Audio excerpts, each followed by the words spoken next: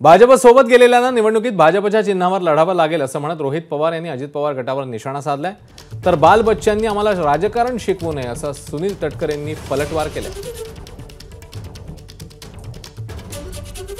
वृत्ती आणि प्रवृत्ती हीच आहे, मित्र पक्षाला संपवायचं, लोकनेत्यांना संपवायचं। आम्ही आधीपासून हेच सांगत होतो की ठीक आहे, आज सत्तेमध्ये तुम्ही 2 वर्षासाठी गेला आहात, पण उद्या 20 वर्षाचं राजकारण तुम्हाला विसरून जावं लागेल।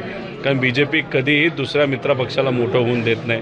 ते आज लोकसभेमध्येच आपल्याला बघायला मिळते। विधानसभेला तर यांना त्यांच्या चिन्हावर लढण्यापेक्षा भाजपच्याच चिन्हावर लढा असं सांगण्यात येईल। हे येत्या काळामध्ये नक्कीच तुम्हाला बघायला मिळेल। 2019 सालामध्ये हडपसर विधानसभा मतदारसंघातून भारतीय जनता पक्षाची उमेदवारी बघायला रोहित पवार आणि त्यांचे वडील कोणाकडे गेले होते, कोणामार्फत गेले होते याची आम्हाला सर्वांना माहिती आहे। 2019ला महाविकास आघाडीचं सरकार बनल्यावर मंत्रिमंडळामध्ये स्थान न मिळाल्याच्या नंतर त्या सगळ्या व्यक्ती देवेंद्रजींना भेटून कर्जत जामखेडचा राजीनामा देऊन भाजपच्या कमळ चिन्हावरती लढण्याची तयारी कुणी दाखवली आम्हाला माहिती आहे।